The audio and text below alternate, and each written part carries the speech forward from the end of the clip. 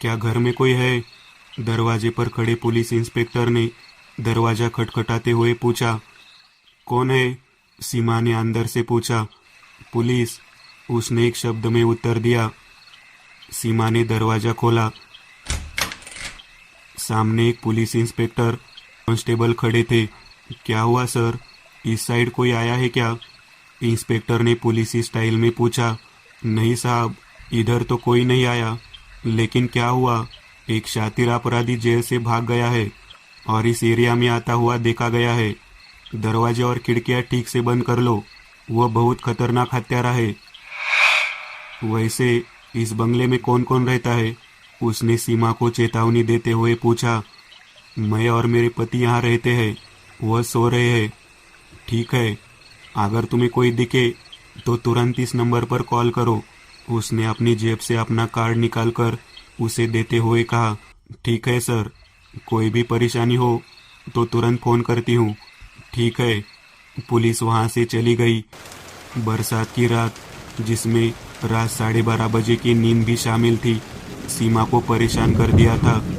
और जब उसे पता चला कि एक खतरनाक हत्यारा इलाके में आया है तो वह थोड़ी डर गई थी। वह अंदर आई। उसने बेडरूम में झांक कर देखा। उसका पति जतिन सिर पर चादर ओढ़कर सोता हुआ उसे दिखा। वह सीढ़ियां चढ़कर बंगले के ऊपरी मंजिल पर आ गई। एक मंजिल बंगले की छत पर आकर चारों ओर देखा और वापस आते समय छत का दरवाजा बंद कर दिया।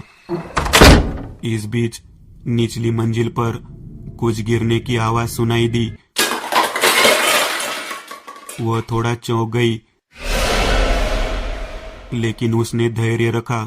उसने साइड से एक छड़ी उठाई और धीरे धीरे सीढ़ियां उतरने लगी। उसके दिल की धड़कन बढ़ गई। वह बंगले के ग्राउंड फ्लोर पर बने लिविंग रूम में आई, लेकिन वहां कोई नहीं था। मुझे आभास हुआ होगा, वहां सोफे पर लेटते हुए मन में सोचा। उसकी आंख लगने ही वाली थी कि तभी उसके पीछे छोटी मेज पर से एक फूलदानी गिर गई। वह उठकर पीछे देखने ही वाली थी, किसी ने उसका मुंह दबाया और उसकी गर्दन पर एक तेज चाकू रख दिया। अगर तुमने आवाज निकाली तो मैं तुम्हें काट दूंगा। चुप रहो एकदम। वह कैदी के कपड़े में मजबूत शरीर का एक व्यक्ति था। धीरे से अपना हाथ उसके मुंह से हटा दिया। घर में कौन है? मेरे पति वहां है, वह सो रहे हैं। उसने घबराते हुए उत्तर दिया। क्या घर में कुछ खाने को है? जाकर ले आओ। नहीं, ऐसा कुछ नहीं है, उसने डरते हुए कहा। क्या नहीं है? आप लोग इंसान है ना? हमारी स्थिति बहुत खराब है। मैं और मेरे पति खुद कई दिनों से भूखे हैं। उसने उसे अपनी स्थिति के बारे में बताया। क्या? इतना बड़ा बंगला और घर में अन्न का दाना नहीं? आग लगा दो, भिखारड़े साले। उसका गुस्सा देखकर अब वो डर गई। तभी उसकी नजर टेबल पर रखे अपने मोबाइल और इंस्पेक्टर के विजिटिंग कार्ड पर गई। वह उसकी नजर पकड़ता है और टेबल की ओर देखता है। वह टेबल के पास जाता है और उस इंस्पेक्टर का कार्ड देखता है और महसूस करता है कि यह महिला अपने मोबाइल से पुलिस को कॉल करके हमें पकड़वा सकती है। क्या घर में कोई रस्सी है? उसने कर्कश आवाज में पूछा। हाँ, चलो मुझे दिखाओ कहाँ है। उसने चाकू की नोक से उसके ओर इशारा किया। उसने उसे रस्सी दी। खतरे से बचने के लिए उसने सीमा को बाजू के कमरे में पड़ी एक कुर्सी से रस्सी से बांध दिया और कमरे का दरवाजा बाहर से बंद कर दिया। साली मुझसे झूठ बोल रही है। इतना बड़ा घर, मोबाइल फोन, और कह रही है कि घर में खाने को कुछ नहीं है। वह रसोई के अंदर चला गया।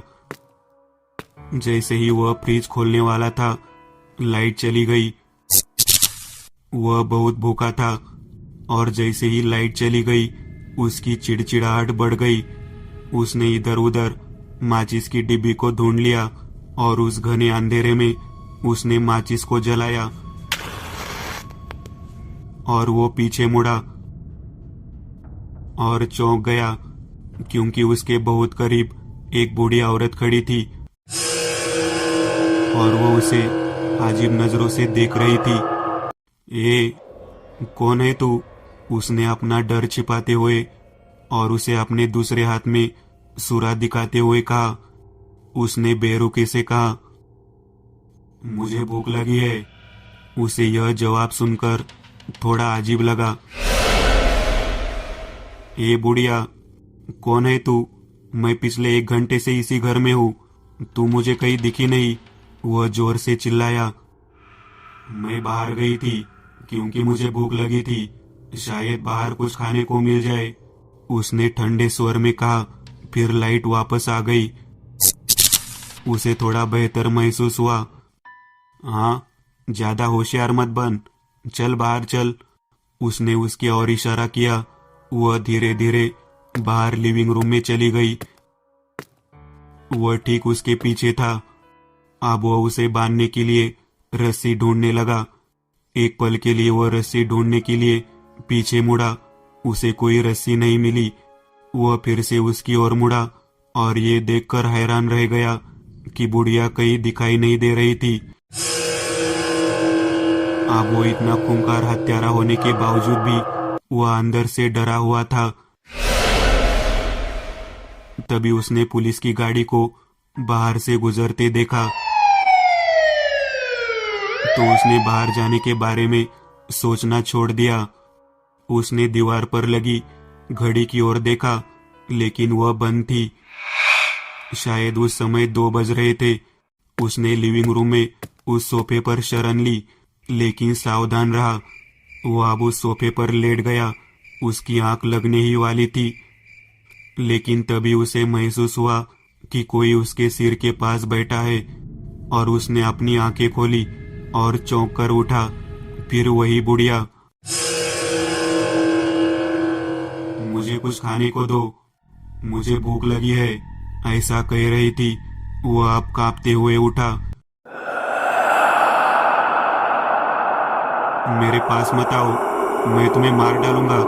उसने बुढ़िया को डराने धमकाने की भरपूर कोशिश की। मारो, लेकिन मुझे खाने को दो। बुढ़िया बिना चेहरे पर कोई भाव लाए कह रही थी। वह एक एक कदम उसकी ओर चलने लगी। ए, मेरे पास मत आ, मेरे पास मत आ, उसने कहा, लेकिन वह आती रही। अब वह डर गया और उस कमरे की ओर भागा जहां सीमा बंद थी। उसने दरवाजा खोला और अंदर गया। सीमा कुर्सी से बंधी हुई थी और उसकी आंख लग गई थी। दरवाजा खुलने की आवाज से वह जाग गई। इस बंगले में एक बूढ़ी औरत का भूत है, उसने उसके मुंह से गेंद निकालते हुए कहा। नहीं, हमें नहीं पता। मैं और मेरे मिस्टर और मेरी सास, हम केवल 3 ही रहते हैं। मेरी सास गांव से बाहर गई है, लेकिन लोग कहते हैं कि यहाँ भूत है, लेकिन मुझे कभी नहीं दिखा। उसने सीमा के हाथ की रस्सी छोड़ दी और बोला, क्या बंगले में कोई और दरवाजा या खिड़की है? मुझे दिखाओ, मैं यहाँ से जा रहा हूँ। हाँ, मेरे पति के शयन कक्ष में एक बड़ी खिड़की है जो बाहर आंगन में खुलती है। उसने दूर से ही उसे शयन कक्ष दिखाया। वह दौड़कर उसमें घुस गया, लेकिन उसे यह देखकर आश्चर्य हुआ कि कमरे में एक भी खिड़की नहीं थी। वह थोड़ा गुस्सा हो गया और गाली देते हुए कमरे से बाहर निकलने के लिए दरवाजे की ओर मुड़ा, लेकिन दरवाजा बाहर से बंद कर दिया गया होगा। साली ने धोखा दिया, मुझे यहाँ बंद कर दिया और पुलिस को बुलाने चली गई, लेकिन उसे इस बात का कोई एहसास नहीं है कि उसका पति मेरी हिरासत में है। ऐसा कहकर उसने चादर के नीचे सो रहे उसके पति को हाथों से हिलाया। कौन है? सोते हुए आदमी ने कमजोरी से कहा। ए साले, उठ और अपनी पत्नी से बोल, अगर तुम पुलिस को बुलाएगी तो मैं तुम्हें मार डालूंगा। उसने उसके पति के चेहरे से घूंघट हटाते हुए कहा, और उसे घृणा महसूस हुई। वो एक दुबला पतला आदमी था, पूरी तरह से सफेद, इतना पतला, इतना सफेद कि उसके शरीर में खून की एक बूंद भी नहीं थी। मारो, मुझे मार डालो, लेकिन मुझे कुछ खाने को दो, मैं कई सालों से भूखा हूँ। तो वो बिस्तर से उठ गया और हत्यारे के पास आने लगा। वह फिर दरवाजे पर आया और दरवाजा खोलने की कोशिश करने लगा। इस बार उसने पूरी ताकत से दरवाजे पर लात मारी और दरवाजा खोल दिया। बाहर जो दृश्य हो रहा था वह भयानक था। सामने बुढ़िया बाल खुले छोड़कर रो रही थी। मुझे भूख लगी है, वह ऐसा कहकर हत्यारे की ओर देख रही थी। सीमा का पति पीछे से धीरे धीरे उसकी ओर बढ़ रहा था और अचानक उसे महसूस हुआ कि सीमा उसके बगल में खड़ी है। वह भयानक लग रही थी और उसने धीरे से उसके कान में कहा, हम तीनों 4 साल से भूखे हैं, लेकिन आज हमारी भूख मिटेगी। धीरे धीरे सीमा, उसका पति और बुढ़िया उसके करीब आए और एक चीख के साथ डरावनी रात खत्म हो गई। 2 हफ्ते बाद उस बंगले में दुर्गंध के कारण पड़ोसी ने पुलिस को बुलाया। पुलिस अंदर आई। यह वही इंस्पेक्टर था जो उस रात हत्यारे की तलाश में आया था। उसने कांस्टेबल से बंगले का दरवाजा तोड़ने को कहा। सिपाही ने दरवाजा तोड़ दिया और पुलिस अंदर आ गई। कई सालों से वहां कोई नहीं आया था। बंगला बिल्कुल सुनसान था और हर तरफ धूल थी। सिपाही घर के अलग अलग कमरों में गए और तलाशी शुरू की, तो आखिरी कमरा ही बचा। जैसे ही उस कमरे का दरवाजा खोला गया तो बहुत गंदी बदबू आ रही थी। सभी ने नाक पर रुमाल रखा। ध्यान से देखा तो इंस्पेक्टर के होश उड़ गए। हे भगवान, यह क्या है? जब हत्यारे राजन निकाले का सिर धड़ से अलग हो गया था, शव सड़ रहा था, लेकिन एक बात अजीब थी। ऐसा लग रहा था जैसे किसी ने उसे मारने से पहले उसके शरीर से खून चूस लिया हो। शव को पोस्टमार्टम के लिए भेज दिया गया और इंस्पेक्टर ने कुछ देर तक कमरे का निरीक्षण किया। उसने ऐसा करना शुरू किया और उसे दीवार पर कुछ तस्वीरें धूल में पड़ी मिली। उसने अपने हाथ से एक फोटो पर जमी धूल को पोंछा तो उसके पैरों तले जमीन खिसक गई। वह तस्वीरें 3 लोगों की थी, एक जवान आदमी, एक बूढ़ी औरत और एक वह जवान औरत। वह औरत थी सीमा। इंस्पेक्टर पुलिस चौकी पहुंचा। सालगांवकर को अंदर भेजो। बोलो साहब। सालगांवकर इसी शहर से थे और उनकी नौकरी इसी पुलिस स्टेशन में हुई थी, इसलिए उन्हें सभी पुराने मामलों के बारे में पता था। इंस्पेक्टर ने उन्हें सारी हकीकत बता दी। मेरा मतलब है कि वे 3 अभी भी वहां घूम रहे हैं। कौन 3? सर, 4 साल पहले की बात है। जतिन, सीमा और जतिन की माँ उस बंगले में रहते थे। जतिन और उसके चचेरे भाई के बीच उस बंगले के प्लॉट को लेकर विवाद था। उस दिन हमें फोन आया कि उस बंगले से झगड़े की आवाज आ रही है। हम पुलिस के काफिले के साथ वहां पहुंचे, लेकिन तब तक बहुत देर हो चुकी थी। उसके चचेरे भाई ने जतिन, सीमा और उसकी माँ को मार डाला था। जब हम उसके पास पहुंचे, डाइनिंग टेबल के पास उसका शव पड़ा था। डाइनिंग टेबल पर खाने की प्लेट थी, लेकिन नियति का खेल देखो, खाने के प्लेट के साथ ही उसकी मौत हो गई।